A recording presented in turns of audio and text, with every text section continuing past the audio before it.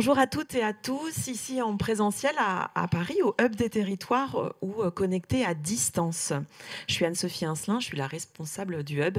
Je suis ravie de vous accueillir ce matin avec Emmanuelle Borelli, la responsable du pôle inclusion numérique et services au public à la Banque des territoires, pour ce temps d'échange qu'on a intitulé « Parlons inclusion numérique », qui fait suite à plusieurs événements qu'on a déjà organisés ici, avec une session ce matin plus particulière sur la mesure d'impact pour renforcer l'action publique. Alors, on va se poser la question du pourquoi, du comment. Je laisserai Emmanuelle en dire un peu plus sur le contenu. Alors, on se voit régulièrement depuis un an et demi, je dirais. Si vous voulez avoir accès au replay des événements qu'on a déjà organisés dans le cadre de cette série, vous retrouvez tous les replays sur le site de la Banque des territoires. Ce lieu, on l'a créé il y a 4 ans maintenant, et il vise à partager les retours d'expérience, à prendre du recul par rapport aux transitions que vivent les territoires.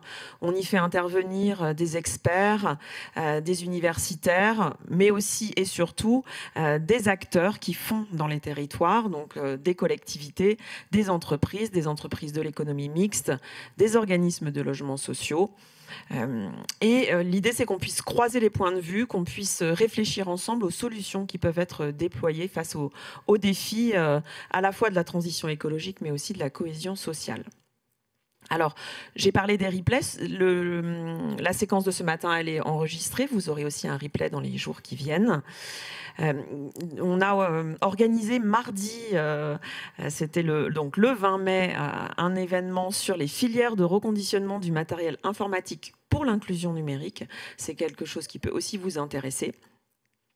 Et puis, je voulais aussi vous signaler qu'on a une programmation assez riche, qu'il y a d'autres événements sur d'autres thématiques qui pourraient vous intéresser.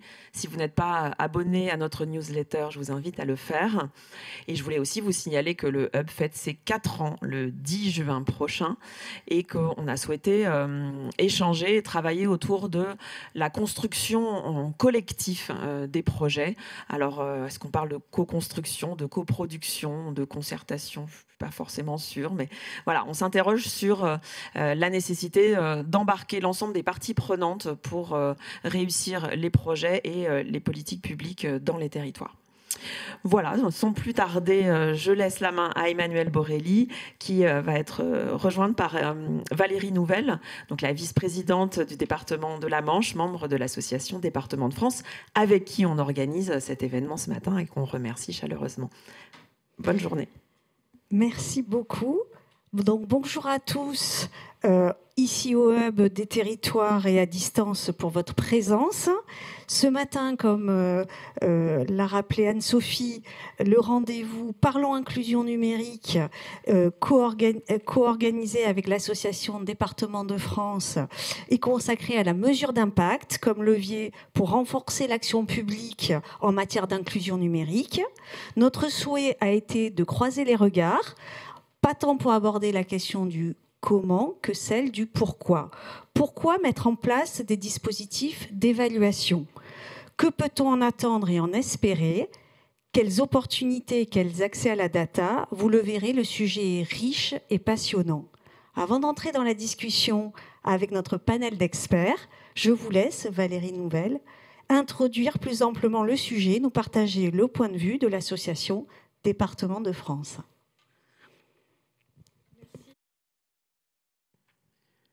Merci de votre invitation ce matin. Et puis, Département de France est ravi, en fait, effectivement, de parler évaluation avec vous ce matin, de parler avec l'ensemble des personnes présentes ici et puis à distance. Alors, c'est vrai que évaluer, ça permet, en fait, d'objectiver les résultats des politiques publiques. Et donc, il ne faut pas s'y tromper. Ça, c'est une obligation légale, une obligation morale. Donc, finalement, on n'a pas le choix, mais on va le voir ensemble, évaluer, c'est une chance. Pourquoi c'est une chance ? Parce qu'en fait, dans un contexte actuellement de budgétaire contraint, Eh bien, c'est vrai qu'évaluer, ça va permettre dans une collectivité, notamment au sein des départements qui, vous savez, ont multiples compétences, eh bien, en fait, de voir quel est le poids donc de chaque politique, qu'est-ce qu'elle apporte à chacun de nos concitoyens. Et cette évaluation par politique publique va nous permettre ensuite les arbitrages entre les grandes compétences des départements. Et ça, c'est un jeu qui est obligatoire si on veut en fait être présent pour répondre aux attentes de nos concitoyens. Et nous sommes attendus là-dessus, encore plus aujourd'hui dans ce contexte contraint. Les départements, vous savez, ont en charge les politiques de solidarité et puis au niveau de l'éducation, eh bien, c'est le département qui s'intéresse au collège. Donc finalement, le collège, c'est le pivot entre l'école primaire, qui est gérée par les communes, les EPCI, et puis le lycée. Donc c'est vrai qu'on se sent investi dans les départements d'une lourde charge pour nos élèves et on se dit que quand ils arrivent au collège, il faut effectivement qu'on soit fort en matière d'inclusion numérique parce qu'on est à un moment charnière pour les préparer pour leur avenir. Donc l'évaluation des départements, elle se fait sur l'inclusion en raison de nos compétences solidarité et elle se fait y compris dans le domaine de l'éducation parce qu'on retrouve, c'est l'endroit au niveau du collège où on retrouve autour des enfants, des parents, de la communauté éducative finalement une sorte de cristallisation, le résultat de tous les problèmes qu'on peut avoir quand on n'est pas à l'aise avec le numérique. Donc c'est pour ça qu'il y a un enjeu très fort. Alors, pour évaluer, c'est vrai qu'on en est, nous, convaincus. À Département de France, il faut savoir croiser les données, croiser les points de vue. Vous l'avez dit ce matin, on va croiser les regards. Donc, c'est ce qui, effectivement, a retenu toute l'attention de Département de France, que c'est une démarche que nous aimons bien. Et croiser les données entre les départements et l'éducation nationale, c'est aussi un point fondamental pour Département de France. J'ai l'honneur de présider le groupe de travail numérique éducatif au sein de Département de France. Ça vous donne un peu le poids que donnent les départements à cette thématique. Et ce groupe de travail, on l'a créé pour être en dialogue permanent avec l'éducation nationale sur la mise en place de ces politiques, notamment donc d'inclusion numérique. Donc c'est un vrai enjeu pour nous. On l'a dit, ça permet d'apprécier en fait les résultats des politiques publiques. Et puis aussi, on a une chance dans les départements, c'est quand il y a une politique nationale portée par l'éducation nationale qui donne en fait une impulsion pour les élèves. Eh bien nous, on a la chance dans les départements d'être des conseillers départementaux qui sont élus sur des cantons. Et tous les conseillers départementaux sont membres de conseils d'administration des collèges. Donc ils sont au plus proche pour faire une évaluation très fine de la façon dont sont perçus les dispositifs d'inclusion numérique, les ressentis, on le verra, c'est une première étape de l'évaluation, comment on ressent un projet, comment il est vécu. Donc on peut descendre très finement, et c'est pour ça que le dialogue ensuite est extrêmement important entre les collectivités territoriales et l'État pour en fait pouvoir évaluer globalement la politique et avec aussi d'autres outils liés à nos chercheurs dont on reparlera et auxquels on est aussi très attachés. Donc finalement, évaluer, c'est pas juste rendre compte. Vous savez, à un moment donné, l'évaluation, ça peut faire peur parce qu'en fait, on se servait de l'évaluation pour comparer les territoires entre eux. Les 100 départements que nous sommes savons que nous avons une telle diversité que ce n'est pas pertinent. Donc évaluer, c'est plutôt venir agglomérer toute la diversité des expériences qu'on rencontre au niveau des territoires et s'enrichir les uns les autres. Et donc ce matin, c'est vrai qu'on aura une très belle expérience présentée avec mes collègues de Seine-et-Marne. Un joli projet parce que c'est vrai qu'à Département de France, on est comme à la Banque des Territoires, on aime les choses concrètes. Donc on va rentrer dans des exemples concrets. Et c'est vrai que j'ai eu la chance de présider, d'être membre du jury de la FINEF, donc sur effectivement le Grand Prix FINEF des collectivités innovantes. On a pu mettre en valeur des projets d'inclusion numérique et vous avez accepté qu'on parle très précisément d'un de ces projets. Et je pense que ça, c'est important, ça va être très inspirant et puis ça va nous donner une opportunité d'être proche du terrain à la fois et puis en lien avec les politiques nationales de l'éducation. Et donc ça, c'est très important toujours pour nos élèves. Merci beaucoup pour cette magnifique introduction.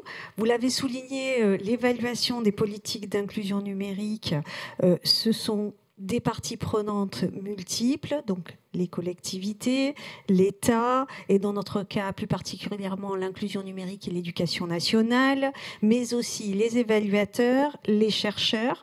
Pour croiser les regards, nous avons le plaisir d'accueillir Alix de Saint-Albin, directeur associé du cabinet Pluricité et administrateur de la Société française d'évaluation, et Nicolas Mascret, vice-président d'Aix-Marseille Université et responsable scientifique et technique du pôle pilote empirique. Messieurs, bienvenue à vous deux et merci d'avoir rejoint le regard croisé de ce matin. Alix, bonjour. L'évaluation des politiques publiques, vous l'observez. Vous la pratiquez, vous la défendez aussi depuis une vingtaine d'années maintenant. Je vous propose donc d'ouvrir la discussion. Valérie nous a donné, de son point de vue, quelques bonnes raisons de se donner les moyens d'évaluer plus et mieux les politiques publiques. Est-ce que cet engouement, de votre point de vue, est généralisé ? Merci beaucoup, Emmanuel. Alors, peut-être pour commencer, engouement, je ne suis pas certain. En tout cas, ça se discute. On constate effectivement un phénomène d'appropriation de l'évaluation de politique publique à certaines échelles. Je pense au niveau d'associations, d'acteurs locaux qui se rendent compte que l'évaluation leur permet de mieux comprendre leurs actions et de mieux les faire connaître également. C'est peut-être ce que l'on verra également ce matin. À une échelle plus large, c'est plus discutable. Qui se souvient qu'en 2012, un Premier ministre a dit « c'est l'ensemble de l'action publique qui doit être passée au crible de l'évaluation ». Ça a été fait dans une certaine mesure, peut-être qu'on l'a un petit peu oublié. Autre gouvernement, autre présidence même. Plus tôt, en 2008, l'évaluation est rentrée dans la Constitution. Si nous en parlons aujourd'hui, ce n'est pas simplement pour le plaisir, c'est aussi un devoir de l'administration d'évaluer l'action publique. Donc c'est un rôle du Parlement, mais également de l'ensemble des administrations. Et on peut remonter comme cela assez longtemps. Dans le temps, dans les années 2000, on parlait de l'institutionnalisation de l'évaluation en France, notamment sous l'effet des régions, avec les fonds structurels européens, qui ont développé cette approche-là. Dernière date, et je m'arrêterai là, tournant des années 90, la directive Rocard qui installe le comité d'évaluation du revenu minimum d'insertion. À l'époque, pour faire passer cette avancée sociale, il a fallu donner des gages et prévoir l'évaluation déjà à l'époque. Alors c'est pour ça que je demande l'engouement. Oui, mais on a peut-être des pics et donc des creux. Et en réalité, on est sur quelque chose de plus cyclique. Je me réfère à la thèse récente de Paul Coton qui a été soutenue avec ce titre assez superbe, « Des perdants magnifiques de la réforme de l'action publique », qui parle de l'évaluation et de comment on a des hauts, mais aussi des bas, ce qui renvoie à quelque chose au-delà de tous les bienfaits que vous avez cités. Il y a des freins, il y a des résistances, effectivement, qui sont en œuvre, qui repoussent aussi cet exercice régulièrement. Et donc, parlons-en un petit peu de ces freins. Pour vous, pourquoi ces freins persistent ? Alix. Oui, alors, ces freins sont de plusieurs natures. Si on cherche à les catégoriser, et je suis sûr que vous aurez quelque chose à apporter là-dessus, on voit des freins politiques, on voit des freins techniques, on voit des freins administratifs. On avait déjà, pour la petite histoire, au niveau des Nations Unies, une compilation de toutes les raisons de ne pas évaluer. L'UNESCO avait sorti en 1991 déjà les 62 raisons de ne pas évaluer, qui consistaient à dire, par exemple, il est trop tôt. Ah mais non, maintenant il est trop tard. On n'a pas les données. On ne va pas être d'accord. Il y a peut-être une idée derrière tout ça. Je vous repasse la parole, Valérie. En tant qu'élue, quel est votre regard sur les freins évoqués par Alix ? Alors, fort heureusement, je pense qu'au niveau politique, le frein, vous voyez, ça va appartenir bientôt au passé. Les nouvelles élections en 2026, vous voyez, je doute que les nouvelles équipes qui vont se présenter, si elles partent encore avec cette idée que l'évaluation, on a 62 bonnes raisons de ne pas y aller, je ne sais pas si elles vont arriver à faire un mandat. Et donc ça, c'est plutôt une bonne nouvelle parce qu'en fait, c'est vrai que cette évaluation, vous voyez, vous l'avez évoqué, elle était liée à l'évaluation des fonds européens. Alors les fonds européens, c'est quand même une grosse machine, vous voyez, qui apparaît toujours très lourde, etc. Donc ça donne pas envie de s'y lancer aussi. Et inversement, on voit, notamment ce sera le cas du projet dont on parlera tout à l'heure, que en fait, quand l'évaluation, elle intervient dès la phase de conception du projet, et bien là, en fait, ça devient un outil politique intéressant, parce que ça devient un outil politique pour se parler, créer un comité autour d'un projet. Donc ça, je pense que ça progresse du côté politique. C'est pas encore parfait, hein, mais c'est un point qui progresse. Après, techniquement et administrativement, on sort aussi, vous voyez, cette notion aussi de coopération au sein du département de France, l'ensemble des départements. On maintenant vraiment conscience qu'on a tous des données formidables dans nos collectivités. On a tous les mêmes compétences, donc potentiellement, on a les mêmes typologies de données. Et donc là, il y a un projet qui est porté par le président François Sauvadet pour dire à tous les départements, eh bien, on exprime nos datas de la même façon, on les partage, parce qu'en fait, c'est une vraie matière, une vraie richesse. Et donc, finalement, ça donne une commande politique à nos services de s'investir dans ce partage des données, qui n'est pas une mince affaire, mais qui apparaît de plus en plus nécessaire et où petit à petit, quand on agrège le travail fait par plusieurs départements, ça donne envie aux autres de les rejoindre. Donc je pense vous parlez d'effets cycliques, on est peut-être sur un haut de vague, mais j'espère qu'après on va être sur plutôt une courbe exponentielle sur l'évolution.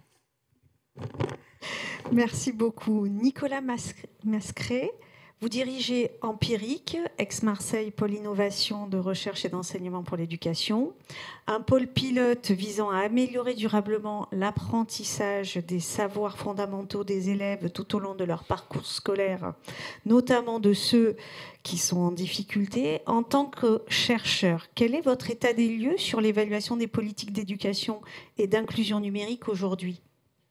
En tant que chercheur, je ne peux que vous répondre que l'évaluation par la recherche, elle reste, selon moi, relativement insuffisante et qu'elle devrait être envisagée comme un préalable, notamment avant de passer à l'échelle pour certains projets.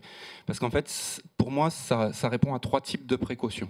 Une première précaution qui est liée à l'efficacité de ce qu'on veut tester. Parce que le principe de la science est d'aller au-delà des idées reçues. Je vous prends un exemple très simple. Vous avez tous entendu parler du bon stress et du mauvais stress. Bon, ça n'existe plus depuis 50 ans d'un point de vue scientifique. C'est-à-dire, scientifiquement, c'est une ineptie. Un étudiant de première année nous dit ça, c'est une catastrophe. Pourtant, on en entend parler tout le temps et on va dire, ah oui, mais ça a un impact sur le bon stress, mais pas sur le mauvais stress. Scientifiquement, c'est une ineptie. Donc, une première précaution liée à l'efficacité de ce qu'on va mesurer, j'y reviendrai tout à l'heure. Une deuxième précaution qui est une précaution financière. C'est-à-dire qu'il y a de l'argent public qui va être investi, parfois massivement, et que donc cet argent investi, il faut l'investir dans des projets qui ont pu, au moins dans un premier temps, laisser envisager qu'ils vont être pertinents et avoir un impact. Et enfin, il y a une troisième précaution qui est une précaution déontologique. Déontologique par rapport à l'argent public, certes, mais déontologique aussi par rapport aux élèves. Par rapport aux élèves, parce qu'avant de tester un projet sur des milliers ou des dizaines de milliers d'élèves, il faut déjà l'avoir testé dans des conditions plus contrôlé, avec un nombre plus réduit de classes, plus réduit d'élèves, pour que si les résultats sont suffisamment prometteurs, on puisse espérer le faire passer à une échelle suffisante. Et donc en fait, ce qui fait souvent peur par rapport à l'évaluation par la recherche, c'est la temporalité de la recherche.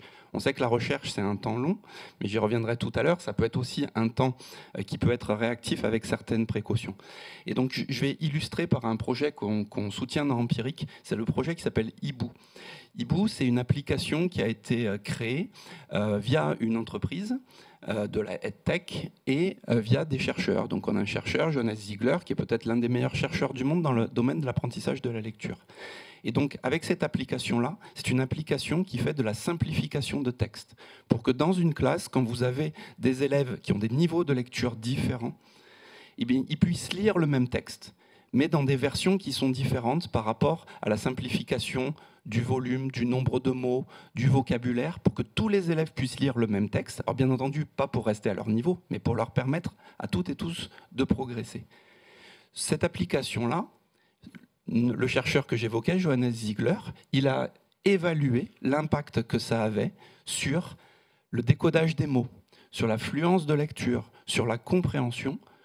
Et à partir de ces éléments-là, il a pu faire évoluer l'application pour montrer l'impact que ça pouvait avoir. Et cet impact, justement, en lien avec des collectivités, donc là, ce ne sont pas les départements, puisque c'est une application pour l'école, donc qui est en train d'être déployé dans les écoles de la ville de Marseille.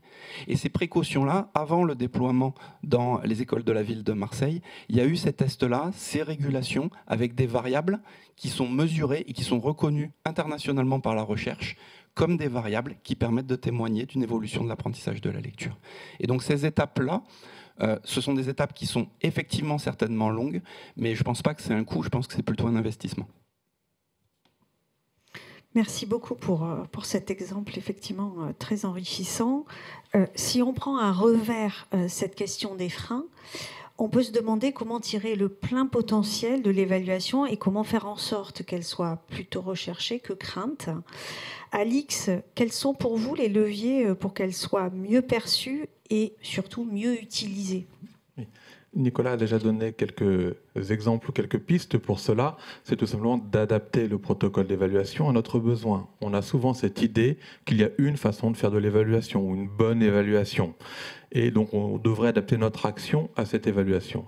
On peut aussi prendre, et c'est ce qu'on préconise, l'évaluation comme un outil, un instrument dans le panel que vous gérez au quotidien de gestion de l'action publique. Il y a cet outil qui est l'évaluation, qui en plus peut prendre de nombreuses formes différentes. Ça fait des décennies qu'on travaille dessus, de larges communautés, pour avoir des évaluations qui commencent plus tôt, plus tard, qui sont basées sur les données, ou qui sont au contraire beaucoup plus participatives, pour que les enseignements percolent directement auprès des acteurs concernés. Donc il y a effectivement beaucoup d'approches différentes qui peuvent être mobilisées, et c'est ça qu'on propose pour lever ces leviers et ces freins qui doivent être reconnus, qui ont des sources, des fondements. On peut avoir des vraies craintes politiques de ça va mettre en cause mon action publique et mon action politique, et c'est normal de l'avoir. Et donc il faut y répondre avec une sécurisation, il faut y répondre avec cette adaptation effectivement qu'on peut proposer. On peut prendre un exemple, hein, si vous le souhaitez. Auprès de la Banque des Territoires, qui est une pratique d'évaluation bien installée, et une pratique aussi d'action qui est aussi un peu complexe, parce que vous avez mentionné l'aspect très concret des activités, mais c'est aussi une institution qui va intervenir au niveau national, dans le cadre du développement de France Service, donc qui est l'évolution des MSAP. Donc, depuis 2019-2020, l'idée d'avoir des pôles de proximité des services publics partout en France, au moins un par département au départ, et puis en fait plutôt 2500 aujourd'hui, 2800 même, avec le soutien des collectivités. La Banque des Territoires contribue depuis le début à cette politique qui est à la fois nationale, portée par le ministère de la Cohésion, et à la fois extrêmement locale, portée par des acteurs locaux qui décident d'ouvrir un centre. Donc comment évaluer cette contribution-là qui est à plusieurs échelles ? Eh bien, en réalité, on a dû développer plusieurs formes d'évaluation. Une forme d'évaluation qui va s'intéresser à la contribution d'un acteur public à une politique publique, donc quelque chose qui est assez institutionnel, qui va nécessiter des analyses de documents, d'institutions, des entretiens pour retracer dans l'ensemble des influences du développement à quel moment on est intervenu, à quel moment on a fait que ça a pris. Parce qu'on est parti de 0 espace labellisé en 2020 à 2800 aujourd'hui. Il y a donc eu un développement quantitatif, mais aussi, et c'est la force de la Banque des Territoires, une action directe auprès des porteurs de projets, plusieurs centaines accompagnés aujourd'hui, beaucoup plus demain. Et donc l'évaluateur va suivre ce chemin-là. Il ne va pas se contenter d'entretiens dans des bureaux à Paris, mais on va rencontrer effectivement des usagers, des agents, des collectivités, des associations qui portent ces centres, ces espaces, dans les territoires, partout en France, pour remonter cette information. Et donc avec deux temporalités différentes, une qui est rétrospective, on va refaire le récit pour en tirer les enseignements d'un appui institutionnel national, et au niveau local, on est beaucoup plus dans l'immédiateté parce qu'il y a des besoins qui sont concrets tout de suite, et donc on fait un retour d'expérience très tôt. Vous avez accompagné 200 maisons France Service, encore 800 à venir. Tout de suite, il faut savoir qu'est-ce qui marche pas, qu'est-ce qu'on peut améliorer, et donc le processus d'évaluation devient véritablement un élément de la prise de décision pour les prochaines étapes. Alors, je vous rejoins très bien puisque je pilote le déploiement de cette politique publique aux côtés de l'Agence nationale de la cohésion des territoires avec toute mon équipe. Et effectivement, je vous rejoins parfaitement. On a, à chaque étape, évalué notre impact et on s'est toujours re-questionné sur ce qu'il fallait mettre en place, changer, améliorer pour adapter notre action et l'améliorer, la rendre plus performante au fil du temps. Ça fait depuis 2020 que je suis cette politique publique, donc je ne peux qu'être d'accord avec vous. Nicolas Mascret, vous travaillez en étroite relation avec l'éducation nationale et les enseignants. Selon vous, qu'est-ce qu'on peut tirer à l'heure actuelle du plein potentiel des travaux d'évaluation qui sont menés ? En fait, le plein potentiel, je ne pense pas qu'on le tire pour l'instant. Pourquoi ? Parce qu'elles sont souvent, ces évaluations, mal comprises et mal perçues. Et la question sous-jacente, c'est la question de l'acceptabilité des évaluations. Moi, je suis chercheur en psychologie sociale. Je ne vais pas vous parler de l'utilité objective, de l'utilité réelle. Je vais vous parler de l'utilité perçue. C'est-à-dire que si les évaluations ne sont pas perçues par les destinataires finaux, et dans le cadre que vous évoquez, les enseignants, au final, au mieux, elles sont appliquées sans être comprises et considérées comme une perte de temps, et au pire, elles sont mal faites. Et donc la question qu'il y a derrière, si je prends les évaluations nationales, c'est que par exemple les enseignants ne savent pas ce qu'on évalue et pourquoi on évalue. Donc ils le font parce que ce sont des fonctionnaires de l'État qui doivent appliquer cette directive ministérielle. Donc ils le font. La plupart le considèrent comme une perte de temps dans un contexte où ils ont beaucoup de choses à faire avec leurs élèves, beaucoup de choses à leur faire apprendre, et finalement on perd du temps à évaluer. Et donc l'enjeu qu'il y a derrière, c'est un enjeu de compréhension de ce qui se fait dans les évaluations. Par exemple, on a des chercheurs dans Empirique qui ont participé à l'élaboration de ces évaluations-là. Quand ils questionnent les enseignants en disant « Ok, vous avez fait passer tel exercice, mais on mesure quoi derrière ?» Les enseignants ils nous disent « Je ne sais pas. Moi, je fais ce qu'on me demande, je fais passer cet exercice et après on va me dire s'il réussit ou s'il ne réussit pas. » Oui, mais par exemple, si je reprends l'exemple tout à l'heure, ça va mesurer l'affluence, ça va mesurer le décodage, ça va mesurer la compréhension. Si vous mettez en relation ce résultat-là et ce résultat-là, vous n'avez pas le même profil d'élève que si vous mettez en relation tel résultat avec tel résultat. Et là, les enseignants regardent avec des yeux écarquillés en disant « Mais en fait, je faisais passer cette évaluation, mais je ne savais pas pourquoi je la faisais passer. » Et le deuxième aspect, c'est de montrer finalement en quoi les résultats de l'évaluation, on peut s'en servir concrètement dans sa classe. Les enseignants vous disent souvent que les évaluations nationales, c'est une problématique nationale, c'est une problématique du ministre ou de la ministre. Mais ils ne vous disent pas que c'est une problématique de la classe. Nous, là, on est en train de monter un projet qui s'appelle la réponse à l'intervention, qui montre comment le fait que les enseignants s'emparent des résultats des évaluations nationales dans leur classe avec leurs élèves est un moyen de mieux connaître leurs élèves pour mieux individualiser la pédagogie et mieux les faire progresser.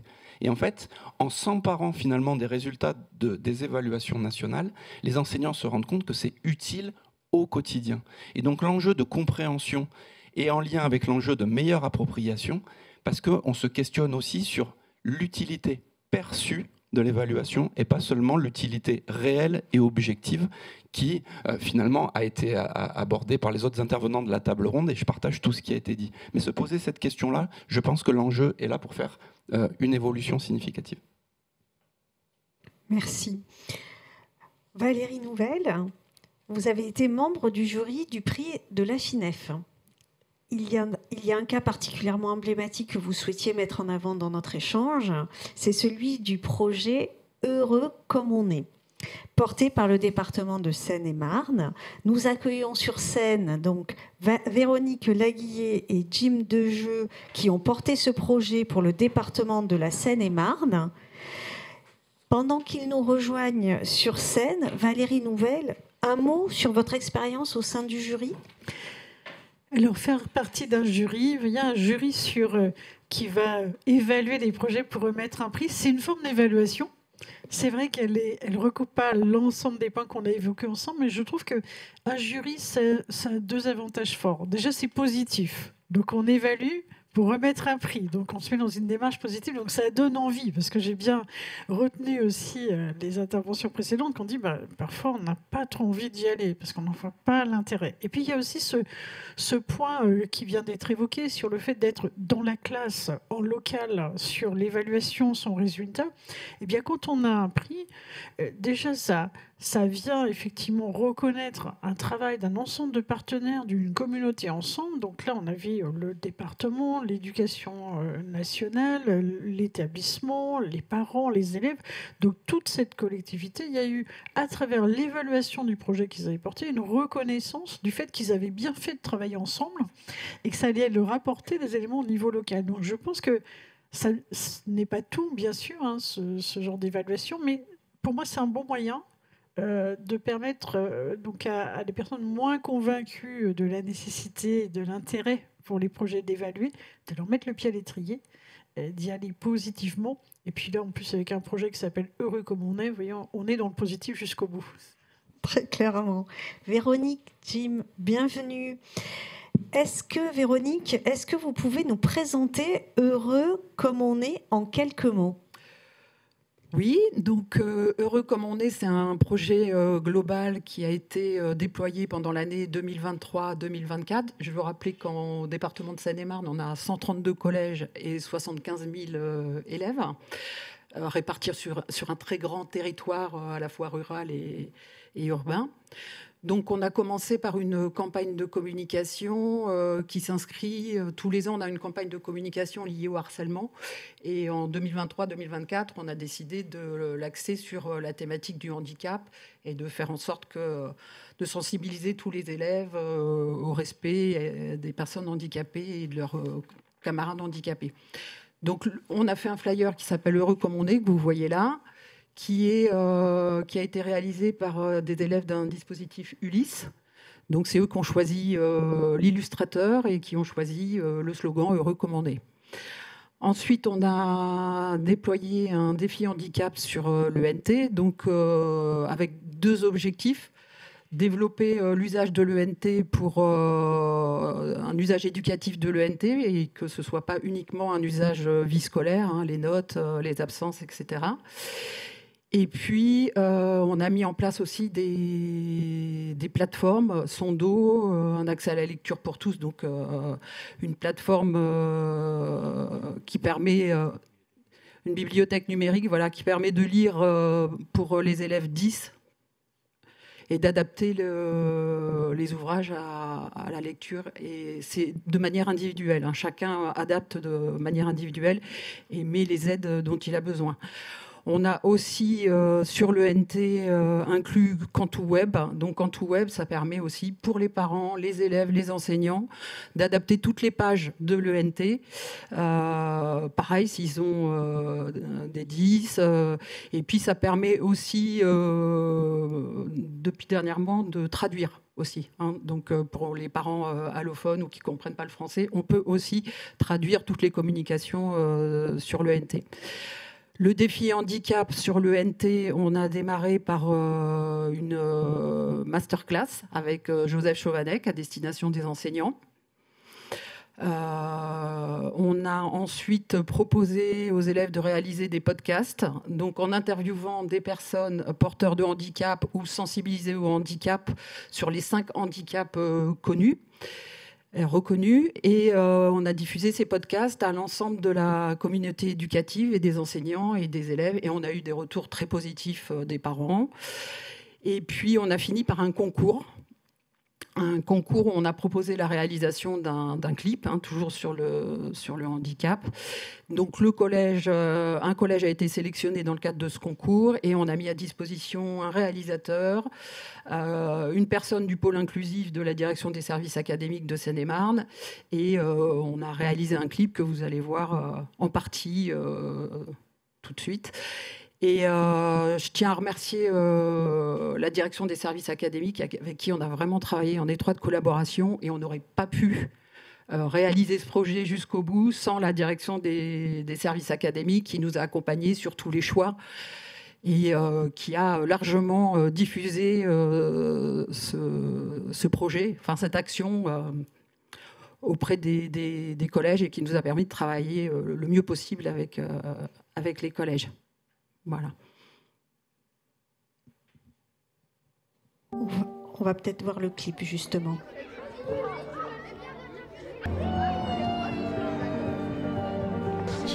Mais c'est qui tous ces gens là-bas? Ils n'ont pas pu suivre. Il y a Maxime, Ethan, Lucas et Lily. Oui, j'en connais certains, je crois qu'ils ont un handicap. Mais c'est pas juste, qu'est-ce qu'on peut faire? J'ai une idée. Et si on fabriquait une porte magique qui enlèvera toutes les situations de handicap? Oui, super, génial!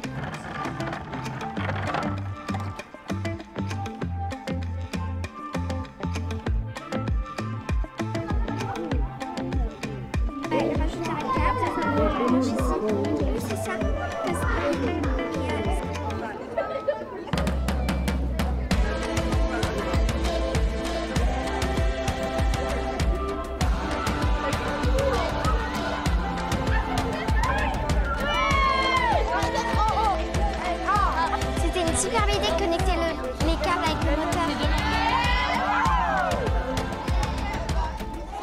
Bon, évidemment, vous en doutez, les portes magiques, ça n'existe pas. L'important, c'est d'agir et de faire des projets ensemble.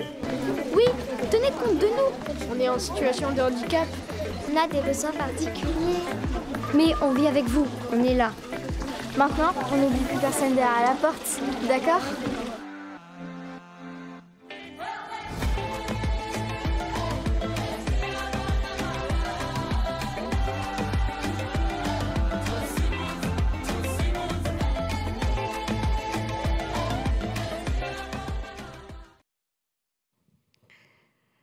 Jim, en quoi la prise en compte de la mesure d'impact a été particulièrement remarquable dans ce projet? Excusez-moi. Alors, donc, nous, on a fait le choix de démarrer en fait, une expérimentation sur une quinzaine de collèges, donc avec nos partenaires prestataires, par rapport à les ambitions du département et par rapport à nos objectifs qu'on a partagés. Et donc, on a pu déployer une première ressource sur 15 collèges, donc sur le département, avec la bibliothèque numérique Sando.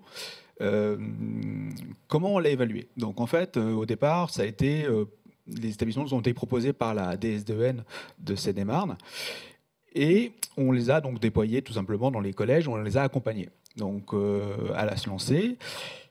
Une première année d'expérimentation, on avait des résultats qui étaient positifs pour certains, moins utilisés pour d'autres. Donc en fait, on n'avait pas trouvé l'équilibre pour pouvoir passer un peu plus à l'échelle. On s'est donné donc une deuxième année sur laquelle on a fait, nous, des appels à projets. Donc on a demandé aux établissements de se positionner avec un projet, de définir leur projet. Et donc les enseignants sont venus vers le chef d'établissement qui lui-même nous a transmis un projet plutôt construit. Donc en fait, on a augmenté notre capacité de distribuer des licences. Donc on est passé à 19 collèges pour cette année. Et en fait, l'évaluation, on a pu commencer à la faire réellement cette année, puisque aujourd'hui, on a des parties prenantes qui sont très fortes. Les enseignants, des chefs d'établissement, et nous qui les pilotons, et nous qui les suivons. Demain, pour la rentrée prochaine, on va augmenter cette capacité. Donc de 19, on va passer à 24 collèges. On ne passera pas à l'échelle, parce qu'on en aura 134 collèges à la rentrée, on ne sera pas en capacité de passer à l'échelle, parce que dans des budgets contraints, c'est toujours complexe. Mais aujourd'hui, on a mis en œuvre toute une politique aussi d'accompagnement. C'est-à-dire que pour évaluer, il faut aussi qu'on accompagne, qu'on explique à nos partenaires, donc la DRAN de Créteil pour nous, mais aussi aux enseignants, aux référents numériques des collèges, qu'est-ce qu'on attend en fait, qu'est-ce qu'on veut partager. Après, on a donné des scénarios d'usage, des cas d'usage. Comment intégrer un livre numérique dans une classe, avec le matériel, et ainsi de suite. Et on a créé une communauté. Voilà. Et on a créé même un blog où en fait, on communique sur les collèges pilotes des bonnes pratiques. Donc en fait, entre pairs, ils partagent leurs pratiques. On fait des webinaires où c'est pareil. Certains enseignants les laissent parler, certains enseignants expliquent comment ils l'utilisent pour tel ou tel dispositif, ou pas de dispositif en globalité. Voilà, donc ça c'est la première ressource qu'on a déployée. Ensuite, on a déployé, parce que pour que ça fonctionne, il faut un peu de technique quand même. Pour que ça fonctionne, on a aussi on a fait mettre en place l'outil donc de Cantu Web auprès de notre prestataire pour pouvoir rendre l'ENT, puisque c'est vraiment le hub de la passerelle, inclusif. C'est-à-dire qu'on ne peut pas faire que du Sando ou que faire de la bibliothèque numérique, il faut aussi intégrer le hub d'entrée pour faire comprendre en fait qu'aujourd'hui l'outil est vraiment inclusif, on pense inclusif pour le numérique éducatif. Et donc en fait, cette ressource, elle a été déployée, donc celle-ci, dans 132 collèges, sur l'interface. L'avantage, c'est qu'en fait aussi, on a communiqué largement auprès des utilisateurs, et là, à grande échelle, sur la disponibilité des services. Et en fait, ce service-là, il évolue au fur et à mesure, puisque c'est une première depuis septembre 2024. Et là, il évolue. Il y a encore des évolutions de services, communication, l'impact. On mesure les statistiques d'usage, le parcours usager sur son besoin, puisque chaque personne n'a pas le même besoin. Et donc, en fait, on mesure tout le temps le retour d'usage. On partage, bien évidemment, avec les établissements, avec nos directions, nos politiques, enfin nos élus, sur l'usage de cette... Et puis après, comme l'expliquait tout à l'heure Véronique, on a lancé donc un défi handicap en mettant en place effectivement aussi, pour pouvoir le réaliser, des outils pour pouvoir créer des supports vidéo, des supports audio, le mettre à disposition pour la communauté, donc au travers de l'ENT. Et tout ça, on a mobilisé en fait le numérique inclusif. Et on a fait parler des élèves avec leurs enseignants pour créer ces podcasts, et on les a largement diffusés. Et on a pris le pari de laisser cette communauté en fait, pouvoir répondre aux billets de blog qui ont été posés sans faire aucune modération. Ça, c'est important. Et en fait, ça a émulé toute cette communauté éducative. Donc, on a des parents qui se sont parlé, on a des élèves qui se sont parlé, on a des enseignants qui se sont parlé sur tout le territoire. Donc, on a fait le pari d'ouvrir à 225 000, 230 000 personnes cette communauté. Et donc, en fait, qu'on soit au sud ou au nord de la Seine-et-Marne, à l'est ou à l'ouest, les gens se sont parlé. Et peut-être une question un peu plus... Quand vous parlez de...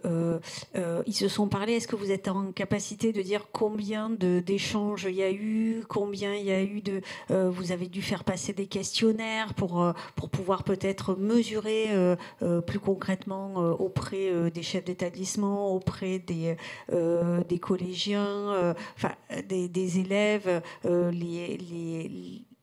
mesurer un petit peu, avoir des indicateurs quantitatifs et qualitatifs pour peut-être aussi adapter parfois le dispositif. Tout à fait. Donc en fait, comment ça s'est déroulé? Donc il y a des billets de blog avec chaque podcast. Donc c'est un billet de blog pour nous. Donc ils sont séparés, mais ça rentre dans une même communauté. Qu'est-ce qui se passe? C'est qu'en fait, chaque billet de blog nous permet de savoir le nombre de commentaires, le nombre de réponses, et surtout les élèves peuvent, ou les parents peuvent liker. Donc en fait, on a des pouces levés, des c'est bien, c'est pas bien, j'adore. Donc on mesure aussi de ce niveau-là. On n'a pas été encore allé sonder l'ensemble des utilisateurs. Mais pourquoi pas l'année prochaine, hein, c'est pas fermé. Mais cette année, on n'a pas pu le faire. Mais en tout cas, ça reste dans notre feuille de route. Bien évidemment, d'aller au plus près des utilisateurs pour savoir effectivement qu'est-ce que vous pensez de ce dispositif. Et une dernière question encore sur ce dispositif qui est vraiment incroyable. Comment, est-ce que ça a été pensé au démarrage du projet, c'est-à-dire que dès le départ, vous vous êtes dit j'aurai ces indicateurs, donc les stats d'utilisation, évidemment, dans les outils, il y a toujours quand même quelques stats, mais tout ce dispositif de aller chercher, faire le questionnaire avec les parents, utiliser la donnée pour évaluer tel ou tel truc. Est-ce que vous avez, au démarrage du projet, dit voilà, il y aura le projet et voilà comment je le mesure? Comment je mesure l'impact? Alors, c'était dans le prérequis, en fait. C'est-à-dire qu'effectivement, aujourd'hui, lancer un projet, c'est facile. Savoir ce qu'on veut en faire et savoir comment on le mesure, c'est un peu plus complexe. Donc, on l'avait pris dès le départ. On s'est dit, comment on va le positionner? Qu'est-ce qu'on veut avoir comme résultat? Qu'est-ce qu'on attend comme résultat? Et comment on va évoluer l'année d'après si on veut refaire ce genre de défi? Donc, on l'avait mis dans notre cahier des charges, en fait. Et on l'avait pensé, on l'avait designé avant de le lancer. Donc on avait designé avec nos prestataires, on veut ça, on veut ça, on veut ça, comment on peut avoir les résultats, et surtout nos élus étaient dedans en fait. Hein. Je comprends que toutes les parties prenantes sont autour de la table dès le démarrage du projet, et c'est justement cette anticipation ou cette perspective de l'évaluation une fois que le projet sera mis en place, qui doit être anticipée dès le démarrage du projet avec l'ensemble des parties prenantes, si j'ai bien compris. Merci beaucoup à tous les deux. Je vous laisse regagner la salle. Dans le cas que nous venons d'évoquer, l'évaluation permet une adaptation, une amélioration quasi continue du projet. Donc je me retourne vers vous, Nicolas. On est loin du temps long de la recherche. Une question donc par rapport à cette temporalité. Comment est-ce qu'on concilie ce temps long de la recherche et l'exigence de l'immédiateté qui est celle des collectivités qui construisent des budgets à 1, 2, voire 3 ans et qui gèrent, comme on vient de le voir, des projets au jour le jour? Alors je vois 5 axes de conciliation. Le premier, très concret, c'est la date de mise à disposition du budget. C'est-à-dire que très souvent, on met à disposition le budget pour un projet qui est sur une très bonne idée de départ, mais qui n'est pas encore finalisé, et que finalement, le temps de démarrage du projet, on est quasiment presque au bout. Et que donc, si le cadrage du projet se fait avant la mise à disposition des fonds, le lendemain, on peut commencer le projet.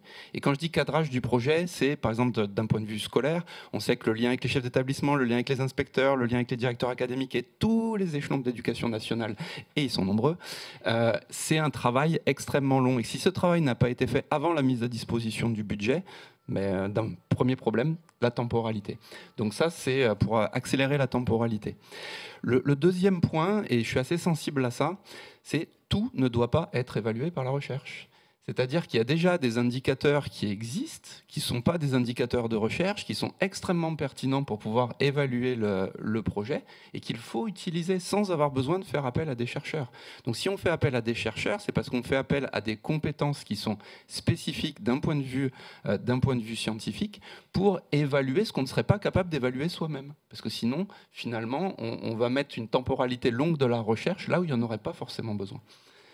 Le troisième axe, c'est de faire attention au tableau Excel à 3 dimensions. Ce que j'appelle les tableaux Excel à 3 dimensions, c'est une liste d'indicateurs énorme, où quand on ouvre le tableau Excel, il y a un frisson qui vous parcourt le dos en vous disant « mais je vais passer plus de temps à évaluer qu'à faire mon projet ». Donc pour concilier les deux, il y a la sélection d'indicateurs pertinents et peu nombreux. Parce qu'on sait que la multiplicité des indicateurs, c'est un obstacle à l'évaluation, tout simplement, parce qu'on ne s'empare pas de l'évaluation, parce qu'on ne rentre pas dans celle-ci, parce qu'en fait, on n'a pas forcément de visibilité. Et ça, je trouve que le lien avec la recherche peut aussi permettre de sélectionner les indicateurs. Je vous parlais de la lecture tout à l'heure. Les 3 indicateurs sur décodage, fluence, compréhension, ce sont 3 indicateurs qui vous permettent d'évaluer les compétences en lecture de façon extrêmement fiable et c'est reconnu internationalement. Le 4e axe, c'est d'envisager la collaboration avec la recherche comme un processus de co-construction et une approche itérative. C'est ce qu'évoquait Alix tout à l'heure. C'est-à-dire que l'évaluation par la recherche, c'est souvent imaginé comme un pré-test, un post-test, donc à la fin du projet, et puis on voit si le projet il a marché ou pas. Non, je pense que ce qui est extrêmement intéressant, c'est l'approche itérative, que cette évaluation par la recherche puisse permettre de faire évoluer le projet initial en cours de projet. Et c'est ce que vous disiez Jim tout à l'heure, c'est que finalement, à la fin de la première année, cette évaluation-là a permis de se réguler pour être meilleure la deuxième année. Et donc cette approche itérative, elle me semble intéressante pour concilier ces temporalités-là et ne pas considérer que la recherche, elle est là pour évaluer à la fin si ça a fonctionné ou pas. Parce que finalement, si ça n'a pas fonctionné, bon, ok, on fait quoi maintenant? Et donc le fait de l'intégrer d'un point de vue formatif tout au long de la recherche, je pense que c'est une 4e façon de concilier. Et la dernière, c'est ce que nous on appelle, et je participe à une autre table ronde cet après-midi dans le printemps de la recherche en éducation, ce qu'on appelle les recherches collaboratives. Les recherches collaboratives, ce sont des recherches qui sont co-construites par les enseignants et par les chercheurs. Donc ce n'est pas le chercheur qui arrive ou la chercheuse qui arrive dans une classe ou dans un établissement scolaire et qui vous dit « prête-moi tes élèves, je vais faire une super recherche et je vais mesurer tout un tas de choses hyper intéressantes ». Non, une recherche collaborative, ça part de préoccupations de terrain des enseignants. Nous, dans Empirique, donc on est un projet France 2030 financé par la Banque des Territoires, on est une structure d'interface entre le terrain et les chercheurs. Donc on a des enseignants dans un établissement, dans un réseau d'établissements qui décident de travailler sur une thématique particulière. Ils nous contactent dans Empirique et nous, on les met en relation avec des chercheurs spécialistes du domaine. Dans Empirique, on a 24 laboratoires. Des laboratoires en sciences de l'éducation, en sociologie, en psychologie, en neurosciences, en histoire, en philosophie, en informatique. Donc très pluridisciplinaire. Et donc l'idée, c'est de créer la rencontre entre les besoins du terrain et les chercheurs. Et donc le projet de recherche est co-construit par les enseignants et les chercheurs. Et là, on va dépasser ce que je disais tout à l'heure. Et ça, pour moi, c'est le principal avantage de la recherche. C'est que je vous prends un exemple. Il y a des chercheurs qui nous disaient je veux travailler sur la des enseignants qui disaient je veux travailler sur la motivation des élèves. On leur a fait rencontrer des chercheurs spécialistes dans ce domaine-là. La première question des chercheurs, c'est quelle motivation ? Moi, c'est mon domaine. Il y a 115 théories de la motivation différentes. Et ce sur quoi voulaient travailler les enseignants, la recherche y avait déjà répondu il y a déjà plus d'une trentaine d'années et avait beaucoup avancé dans ce domaine-là. Et donc le fait de pouvoir faire ces allers-retours incessants entre le terrain et la recherche permet de développer un projet et des indicateurs qui sont à la fois pertinents, actuels et utiles pour les deux parties. Donc c'est en ce sens que je pense qu'on peut concilier les deux temporalités. Merci beaucoup pour cette large démonstration d'axes de conciliation entre les deux temporalités. Vous, Valérie Nouvel, votre point de vue sur ce sujet de la temporalité?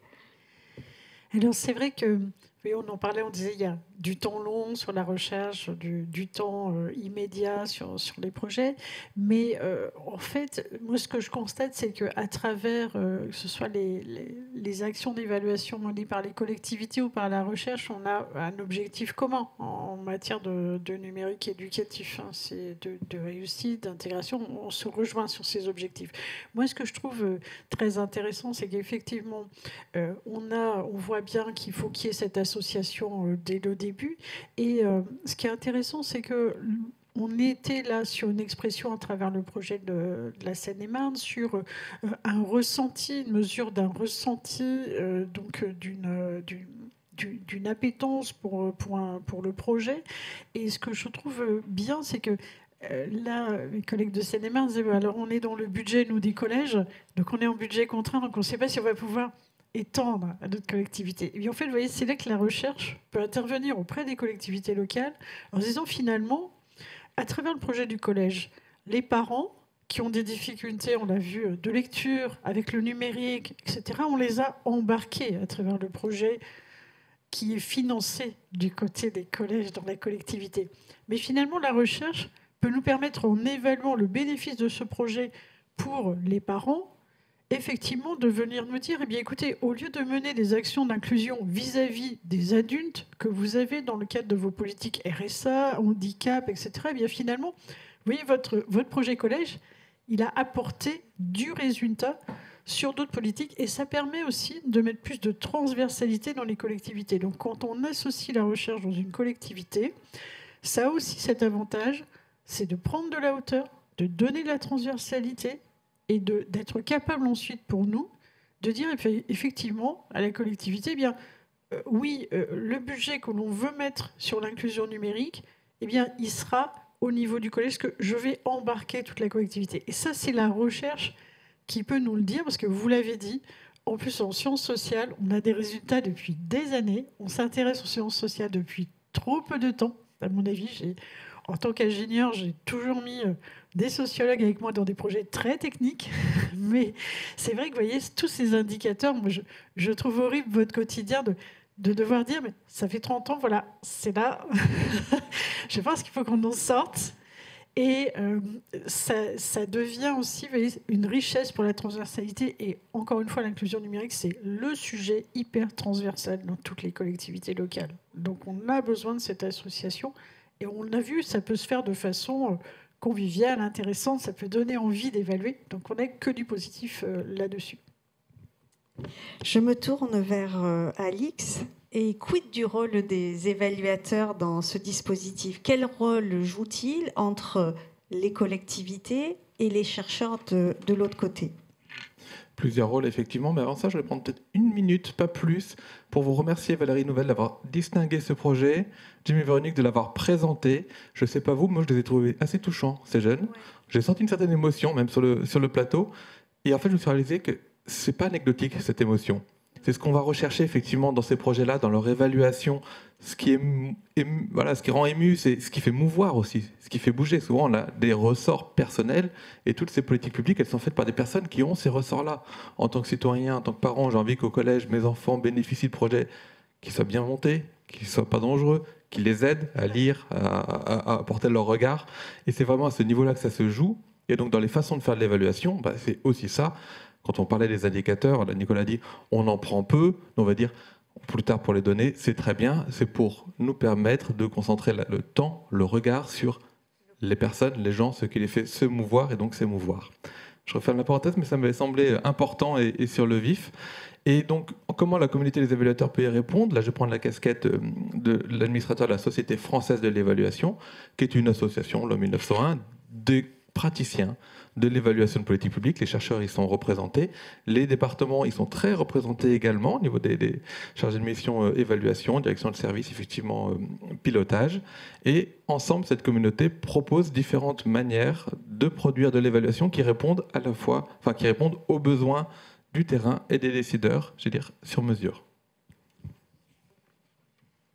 Merci beaucoup. Donc, dans notre état des lieux, au début de cet échange, on a abordé plutôt les questions d'aspect technique et de l'évaluation, mais il y a un élément central dont on tourne un peu autour depuis ce matin, qui est la data. La data, c'est ce qu'on recherche à recueillir au moment de l'évaluation, c'est ce qu'on peut utiliser pour comparer, mettre en perspective, donner des clés de compréhension des résultats.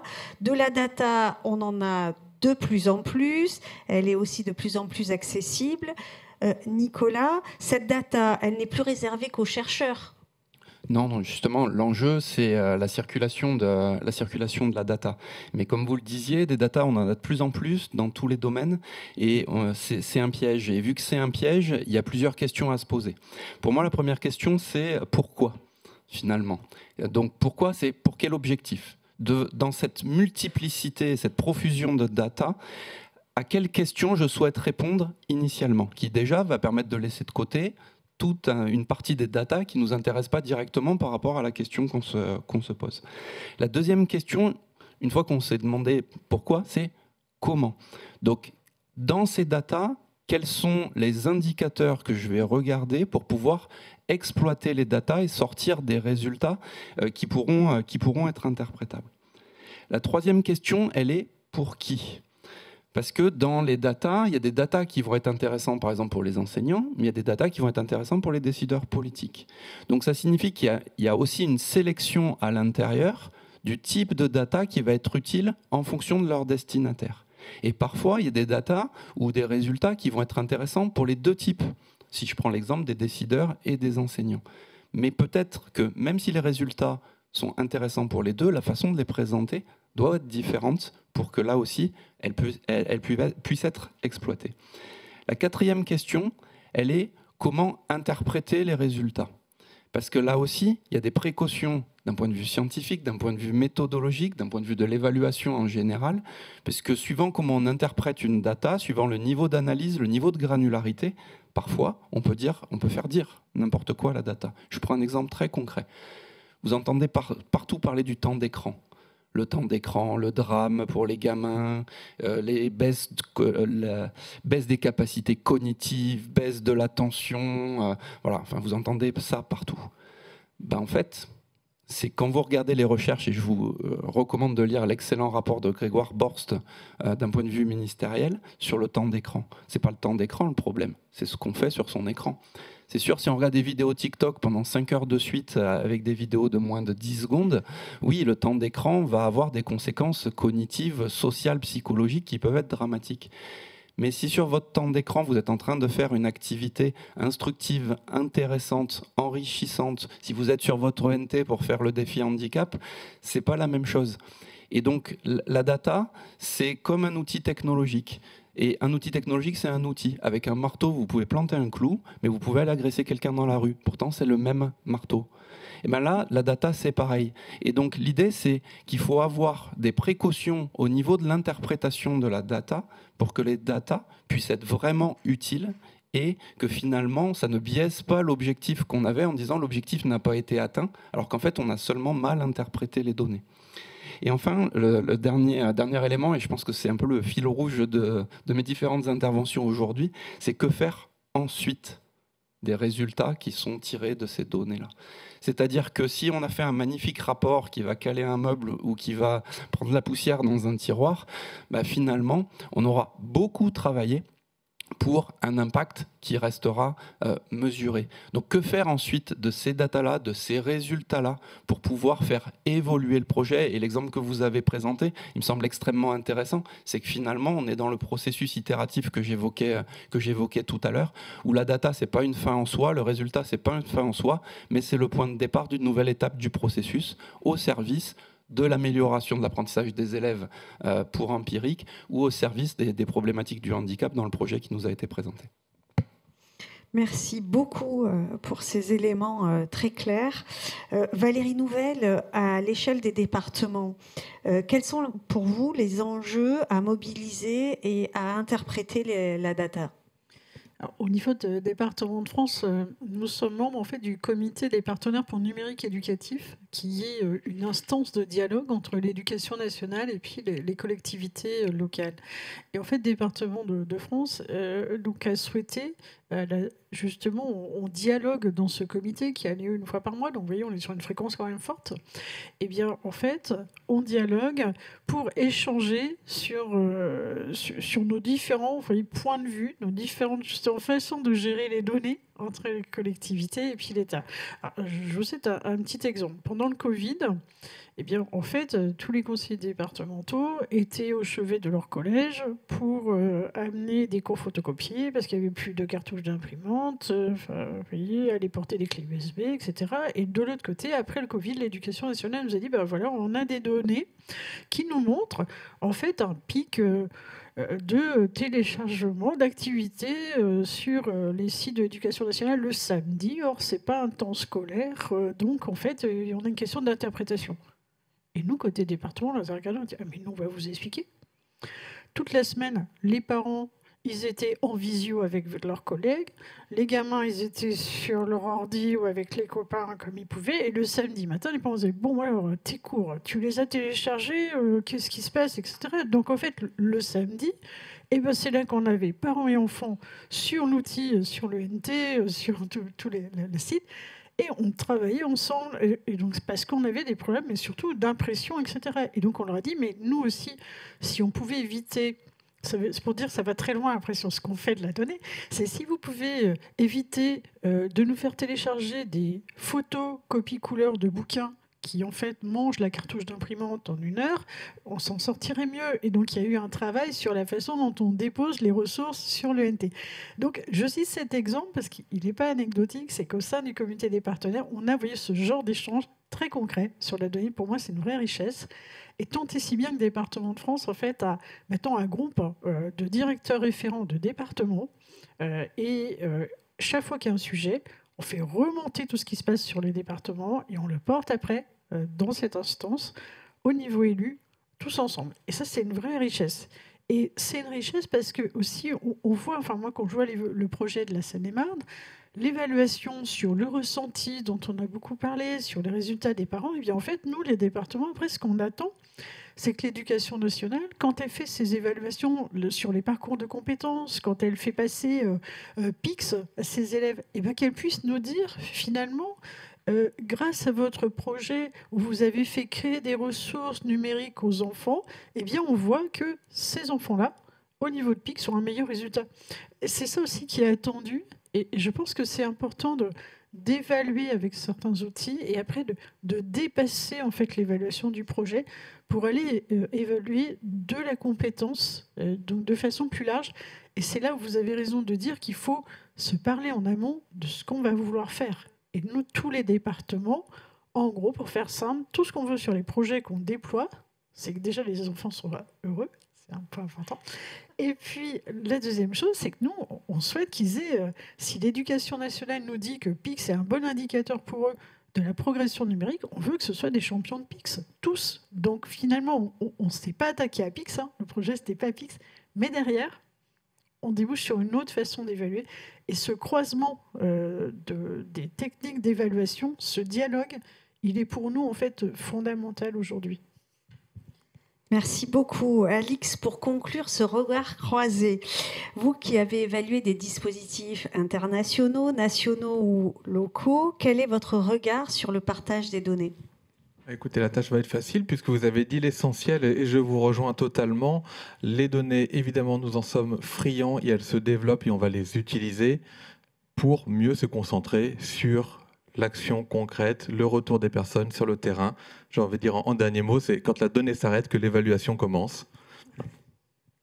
Merci beaucoup à tous pour ces échanges et la richesse de vos réponses. Ce qui ressort, c'est vraiment l'opportunité de mobiliser l'évaluation comme un outil pour faire mieux, plus efficace, plus utile pour nos politiques publiques, et donc la nécessité de s'approprier ces outils, de les anticiper, de se donner les moyens de mobiliser les bonnes données au bon moment. Comme on arrive au bout de cette table ronde, je vous propose de vous lancer, si vous avez des questions dans l'assistance et à distance, de nous les poser. Quelqu'un regarde dans le chat aussi si vous en avez. Donc, allons-y, feu. Alors, on a des premières questions dans le chat. La première, c'est: est-ce qu'évaluer soi-même, ce n'est pas le biais à éviter dans tous les cas ? Je ne sais pas lequel d'entre vous faudra répondre à cette question. Et on a une seconde question. Et la deuxième question: quelle stratégie adopter pour établir des liens entre nos collectivités et le milieu universitaire ? Faut-il privilégier une approche par laboratoire ou par secteur géographique ? Et quelles sont les meilleures portes d'entrée pour initier ces collaborations ? Je voulais répondre sur l'évaluer seul, sur la première. Alors, en fait, là, finalement, ce matin, on a toujours dit qu'il ne fallait pas évaluer seul. Dans tout ce qu'on a évoqué, on voit que l'évaluation, elle nécessite justement d'être ensemble, différentes parties prenantes pour évaluer. Et y compris, vous voyez, pour le jury dont on parlait, ce jury, il y avait des collectivités, des chercheurs, des spécialistes des outils numériques. Donc, en fait, on peut évaluer, je comprends bien le sens de la question d'évaluer seul, c'est-à-dire d'évaluer dans sa collectivité, le projet, mais justement, il ne faut jamais évaluer seul. Il faut avoir l'ensemble des parties prenantes qu'on a évoquées ce matin pour pouvoir travailler. Et là, à ce moment-là, on sort de l'écueil, effectivement, de l'évaluation donc à l'intérieur de sa structure. Alors, on ouvre tout de suite la porte en mettant les interlocuteurs autour de la table. Peut-être Alix aussi. Un petit complément là-dessus, parce qu'on peut le prendre de deux manières. Évaluer seul, est-ce qu'on parle d'auto-évaluation ? Les personnes qui font le dispositif, le projet, s'évaluent eux-mêmes, ou est-ce que j'évalue seul mon service, mon département, sans partenaire ? Sur les deux dimensions, effectivement, on peut voir, sur l'auto-évaluation, ça existe, ce sont des protocoles particuliers, ça peut avoir des vertus de réflexivité, c'est prendre l'habitude d'aller demander aux bénéficiaires, pas simplement est-ce que votre satisfaction de 1 à 10, mais de passer du temps avec ces bénéficiaires-là, à des petites échelles, c'est tout à fait pertinent. C'est plus compliqué quand ça devient institutionnalisé, quand c'est une obligation. Effectivement, après, des travers peuvent apparaître assez vite, mais une échelle expérimentale, c'est presque de l'ordre du bon réflexe. Et d'ailleurs, nous le faisons tous les jours, quelque part, cette recherche du miroir. Donc, c'est juste poser des mots sur des pratiques et en profiter peut-être pour les formaliser, les améliorer. Après, sur le côté partenarial, je vous rejoins. Évidemment, c'est toujours mieux d'évaluer à plusieurs. J'ai envie de dire parfois, seul on va plus vite, à plusieurs on va plus loin. Ça revient un petit peu à ça. On peut trouver des cas d'usage où on va faire seul pour que chacun ait son avis avant de le confronter. Ce n'est pas non plus une impossibilité totale. Mais on va toujours privilégier le partenarial aussi parce qu'il limite les biais, il permet d'avoir plus de regards différents et donc avoir une vision plus juste. Peut-être Nicolas, oui, sur la question des portes d'entrée entre la recherche et les collectivités. Alors, je vais y répondre, mais juste une réflexion sur la première question, et je partage l'avis de mes collègues. Évaluer seul, non. Évaluer en autonomie, oui. C'est-à-dire être autonome, c'est pas être seul. C'est être capable de s'être emparé de critères d'évaluation qui ont été co-construits et collectivement notamment. Parce que c'est ça qui va permettre de s'approprier aussi l'évaluation. Sur la seconde question, j'ai 2 axes. Le premier axe, c'est d'avoir des structures d'interface entre le monde de l'enseignement et le monde de la recherche. On sait que les chercheurs et les chercheuses ne sont pas toujours très forts pour pouvoir justement mettre à portée. Ils ont peut-être publié dans une super revue internationale, mais ils ne vont pas voir les enseignants dans les classes. Et c'est dommage parce que ce serait certainement hyper pertinent. Donc les structures d'interface comme Empirique, par exemple, donc il y a 3 pôles pilotes comme ça en France, les structures d'interface, nous, c'est notre job. C'est notre job que les enseignants, on les rapproche du monde de la recherche et qu'on rapproche les chercheurs du monde de l'enseignement. Donc les recherches collaboratives que j'évoquais tout à l'heure sont pour moi un très bon exemple de ce qui peut être fait concrètement pour rapprocher. Le deuxième axe, c'est la formation initiale et la formation continue des enseignants. Nous, dans Empirique, ce qu'on dit, c'est améliorer l'apprentissage des savoirs fondamentaux par les élèves, par l'articulation entre la recherche, la formation des enseignants et le terrain. La formation initiale des enseignants dans les INSPE à l'université. La formation continue des enseignants pendant leurs 40 ans, voire plus, si affinité de carrière, c'est clairement l'enjeu. Et quand je dis formation, c'est pas les chercheurs et les chercheuses qui sont là pour apprendre aux profs comment ils doivent faire leur boulot. Ça, c'est le boulot des enseignants. Mais par contre, les amener à réfléchir sur les dernières avancées de la recherche, que ce soit en neurosciences, que ce soit en sociologie, que ce soit en psychologie, que ce soit sur les mathématiques, leur faire prendre conscience d'un certain nombre de choses. Je vous prends un exemple. Le stéréotype, les maths, c'est pas pour les filles. Ce stéréotype-là, il y a un chercheur d'Empirique qui s'appelle Patrick Lemaire qui a montré qu'il se construisait pendant l'année de CP. C'est-à-dire que quand ils arrivent en CP, les gamins de 6 ans vous disent « Non, les maths, c'est pour les garçons et les filles ». À la fin de l'année de CP, ils vous disent, et notamment les filles, vous disent « Les maths, c'est plutôt pour les garçons, c'est pas pour les filles ». Ça, ne serait-ce que mettre à portée ce résultat de recherche-là pour agiter les idées des enseignants qui sont hyper investis dans leur boulot et qui veulent faire apprendre tous leurs élèves, notamment en maths, que ce soit des garçons et des filles, c'est déjà dans un premier temps titiller leur curiosité pour se dire, bon bah ok, qu'est-ce qu'on pourrait faire maintenant pour lutter contre les stéréotypes ? Bah, dans la recherche, il y a tel axe, peut-être telle précaution, et on en discute. Je ne suis pas là pour vous dire ce que vous devez faire, ça c'est votre boulot, mais je peux vous amener à vous poser des questions que vous posiez peut-être pas. Peut-être un complément sur ce que je percevais dans la question posée sur aussi comment on fait pour collaborer, pour s'identifier aussi entre partenaires, collectivités et chercheurs. Alors, moi, chaque fois, je vous disais que j'ai un projet, en fait, j'aime avoir cette association de recherche.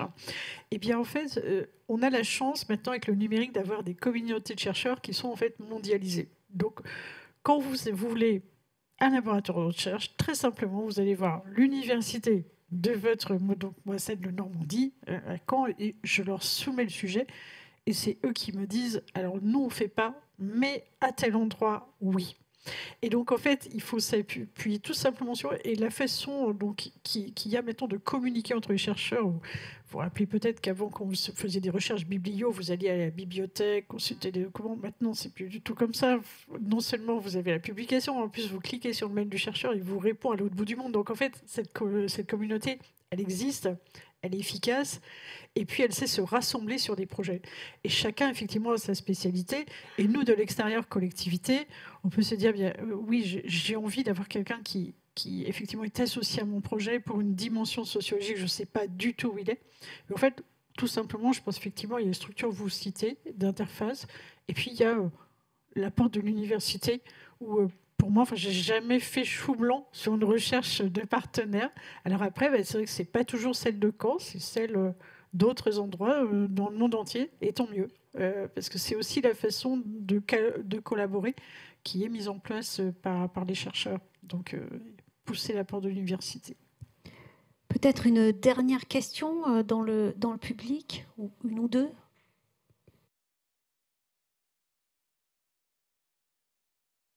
Je ne sais pas. Ah si, ok, bonjour. Merci beaucoup pour toutes ces interventions, Barbara Ditchwan. Moi, j'avais plutôt une question sur la certification de la donnée, dans le sens où vous avez parlé beaucoup de la multiplicité des parties prenantes, de la donnée, de comment on collecte la donnée. Moi, j'ai plutôt une question sur comment on s'assure de la véracité de la donnée, notamment quand on se base beaucoup sur du déclaratif. Est-ce que vous avez des conseils, des garde-fous à mettre en place pour s'assurer de ça? Merci.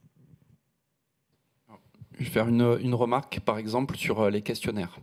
Donc, l'utilisation des questionnaires, déjà, c'est une compétence méthodologique de créer un questionnaire avec des points de vérification qui vont vous permettre, d'un point de vue statistique, c'est purement statistique, d'identifier la cohérence des réponses de vos participants pour voir s'ils n'ont pas répondu n'importe quoi. Pas répondu n'importe quoi d'un point de vue du fond, ça leur appartient. Répondu n'importe quoi dans la cohérence des réponses. Et donc là, par exemple, dans un questionnaire, on va faire plusieurs items qui mesurent la même variable, qui sont formulés de façon différente. Et on a des modalités statistiques, par exemple, qui peuvent permettre de contrôler ça et éventuellement de pouvoir exclure certains participants parce que simplement, vous avez peut-être fait des enquêtes de satisfaction sur Internet. Tout à fait d'accord, tout à fait d'accord, tout à fait d'accord. Voilà. Et vous n'avez même pas lu les items. Donc ça, c'est pour moi le premier point. Il existe des méthodes, et je prends une illustration. Le deuxième élément, c'est qu'il y a un phénomène qui est bien connu quand on interroge les gens, c'est ce qu'on appelle la désirabilité sociale. C'est-à-dire vous avez tendance à répondre ce que la société attend de vous, même si le questionnaire il est anonyme et qu'il n'y a pas un chercheur qui est en train de regarder ce que vous êtes en train de répondre derrière votre épaule. Et donc là, nous, dans Empirique, on est clairement sur l'idée de la multiméthode. C'est-à-dire que l'éducation est une entreprise beaucoup trop complexe pour qu'on ne puisse l'analyser que par une seule méthode. Donc on va avoir peut-être du questionnaire, on va peut-être avoir de l'entretien, on va peut-être avoir du comportemental, on va peut-être avoir du physiologique, on va peut-être avoir de l'eye tracking. Alors pas pour sortir l'arsenal méthodologique, mais pour croiser des méthodologies qui permettent de récolter des données qui sont fiables. Alors, vous avez dit certifiées, je dirais plutôt fiables. Et pour mieux répondre à la question de recherche initiale. Bon, pour moi, ce seraient les deux précautions à prendre. Dernière question, oui. Dans la salle, est-ce qu'il y a une dernière question? Parce que sinon, on a une question dans le chat. Eh bien, va pour la question dans le chat, alors.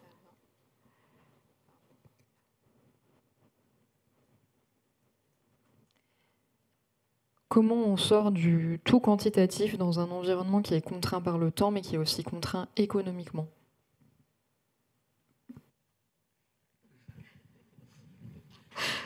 Vaste question. Ouais, c'est ça.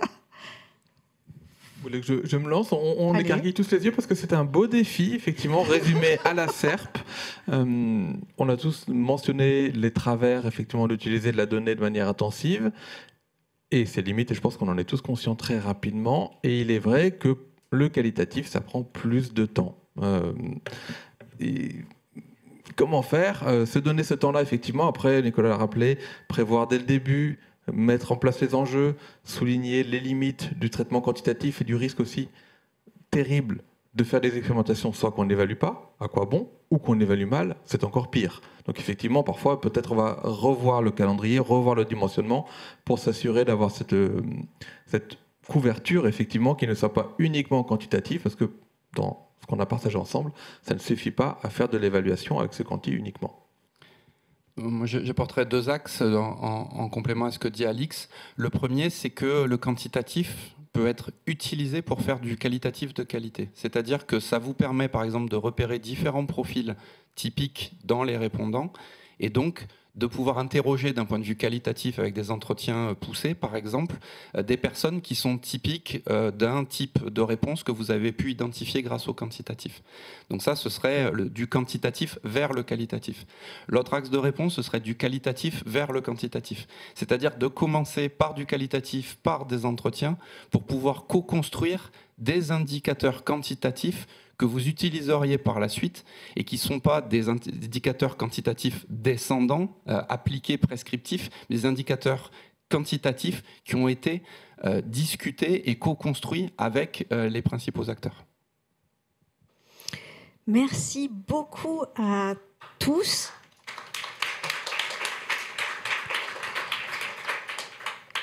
Je vais faire le mot de la fin, on va dire, en essayant de concaténer un tout petit peu l'ensemble de ce qu'on a pu se dire depuis ce matin. Ça a été fort riche et très instructif, j'espère, pour ceux qui sont ici et à distance.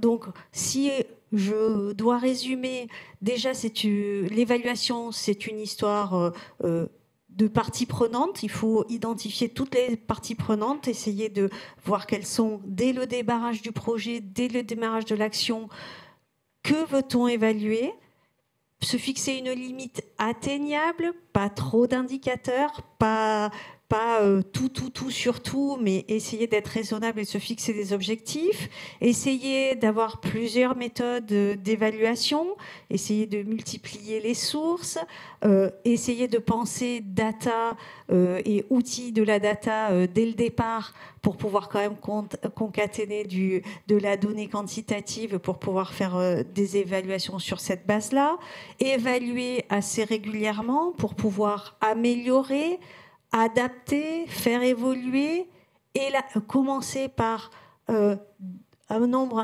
d'indicateurs, j'allais dire raisonnables, mais aussi des terrains d'expérimentation raisonnables pour pouvoir après élargir.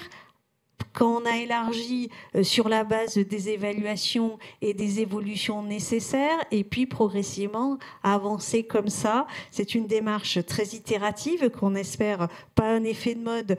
Aujourd'hui, on constate plutôt de manière cyclique ce sujet d'évaluation, mais on aimerait que, j'allais dire, on évalue en continu toutes les politiques publiques, tous les projets pour, à chaque étape, pouvoir améliorer, ajuster, vérifier que c'est un succès ou le faire évoluer pour que ça en devienne un.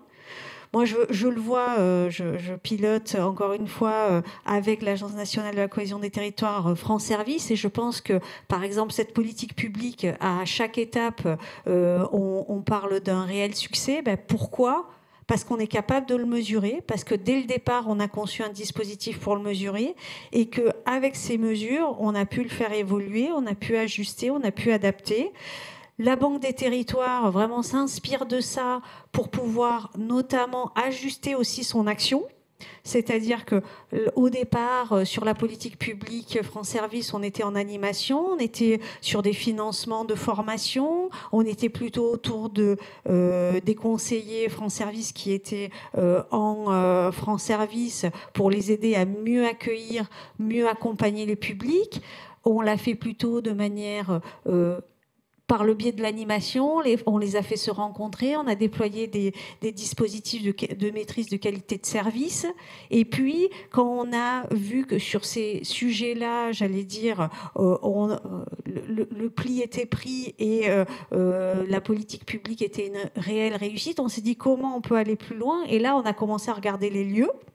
Et c'est lorsqu'on a vu les lieux...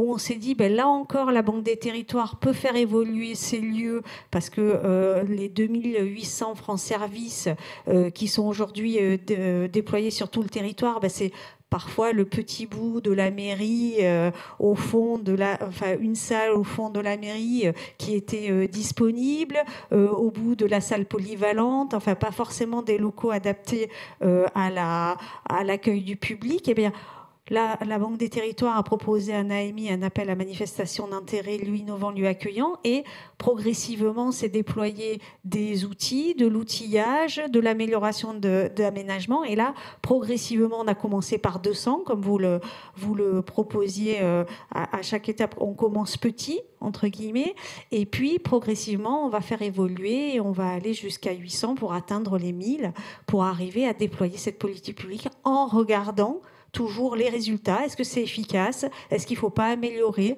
revoir le dispositif ? Est-ce que c'est vraiment ça qu'il faut proposer ? Est-ce qu'il ne faut pas adapter ? Donc moi, je retiens de cette matinée très riche qu'en réalité, il faut tout le temps se poser des questions, mais ce qui est sûr, c'est qu'il faut toujours évaluer. Merci à vous et bonne fin de journée.